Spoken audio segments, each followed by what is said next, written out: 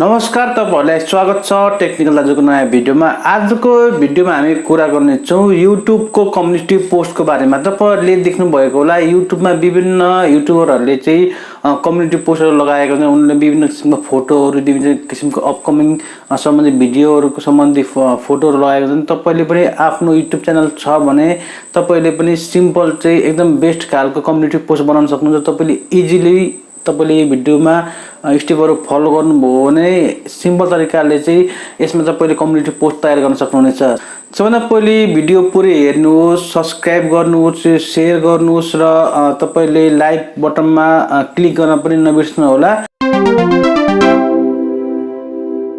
Simple किसिमको app प्रयोग गरेर तपाईले आफ्नो कलालाई प्रयोग गरेर चाहिँ स्टेप बाइ स्टेप तपाईले फलो गर्नुभयो भने तपाईले सिम्पल रूपमा तपाईले चाहिँ एउटा एपको प्रयोग गरेर तपाईले कम्युनिटी पोस्ट तयार गर्न सक्नुहुन्छ। तपाईले भिडियोलाई स्किप नगरिकन हेर्नुस्। तपाईलाई म कसरी चाहिँ भिडियो पोस्ट बनाउने भन्ने विषयमा चाहिँ कसरी कम्युनिटी पोस्ट तयार गर्ने, कम्युनिटी पोस्टको साइज कस्तो हुन्छ र कुन किसिमको चाहिँ तपाईले डिजाइन गर्ने भन्ने विषयमा यस भिडियोमा तपाईलाई म बताउने छु।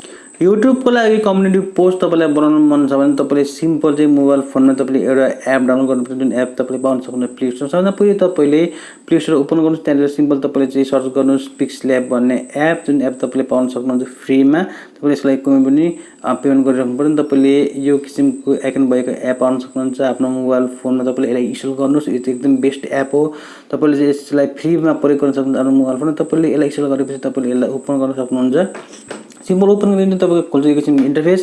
तपाईले कम्युनिटी पोस्टको लागि सिम्पल चाहिँ तपाईले चाहिँ अब यसको साइज सुरुमा सबैले डिफाइन गर्नुपर्ने। सबैभन्दा पहिले तपाईले साइजको लागि यहाँनिर तीन डटमा क्लिक गर्नुस्। यहाँनिर चाहिँ इमेज साइज, त्यहाँनिर तपाईले गएर स्क्वायरमा तपाईले क्लिक गर्नुभयो भने तपाईको कम्युनिटी पोस्टको साइज चाहिँ तपाईको तयार हुन्छ। तपाईले यहाँनिर अब कुनै पनि किसिमको कलर लिन सक्नुहुन्छ। सिम्पल तपाईले यहाँनिर कलरमा गएर तपाईले कुनै पनि किसिमको ब्याकग्राउन्ड कलर तपाईले लिन सक्नुहुन्छ। तपाईलाई कुन किसिमको कलर मन पर्छ तपाईले यहाँनिर इजिली लिन सक्नुहुन्छ।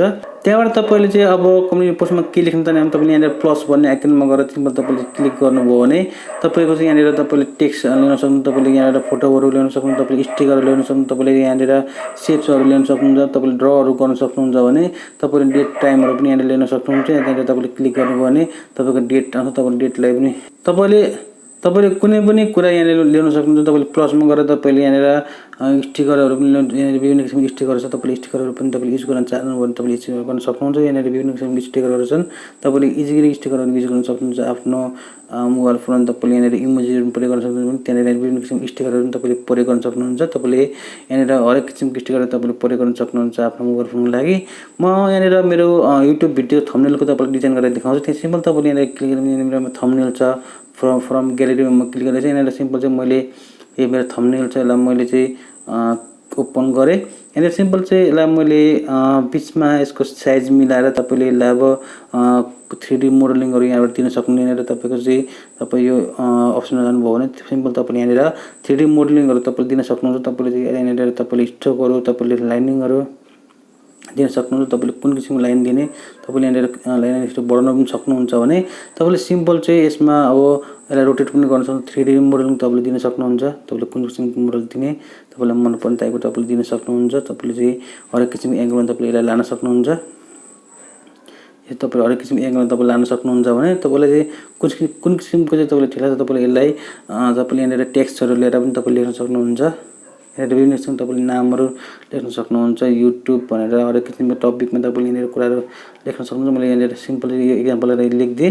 तपाईले यो किसिमको तपाईको एरियामा तपाईले कुनै पनि किसिमको डिजाइनिङ गरेर चाहिँ तपाईले यसलाई तपाईले यहाँनिर तीन डटमा गएर क्लिक गरेर तपाईले एक्सपोर्ट इमेजमा गएर तपाईले सेभ गर्नुभयो भने त्यसलाई तपाईले सेभ गर्न सक्नुहुन्छ आफ्नो मोबाइल फोनमा। र तपाईले त्यो मोबाइल फोनमा सेभ गरेको चाहिँ तपाईको त्यो इमेजलाई तपाईले चाहिँ आफ्नो YouTube कम्युनिटी पोस्टमा तपाईले पेस्ट गर्न सक्नुहुनेछ।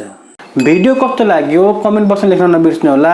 तपाईहरुले हामीलाई सब्स्क्राइब गर्न नबिर्सनु होला। तपाईले हाम्रो भिडियोलाई लाइक गरिदिनु होला। तपाईले शेयर गरिदिनु होला। तपाईले हामीलाई फेसबुकमा, इन्स्टाग्राममा, तपाईले टिकटकमा र तपाईले हामी ट्विटरमा फलो गर्न नबिर्सनु होला। तपाईलाई टेक्नोलोजिकल सम्बन्धी, एजुकेसनल सम्बन्धी भिडियोहरु हामी दैनिक रूपमा लिएर आउने छौं।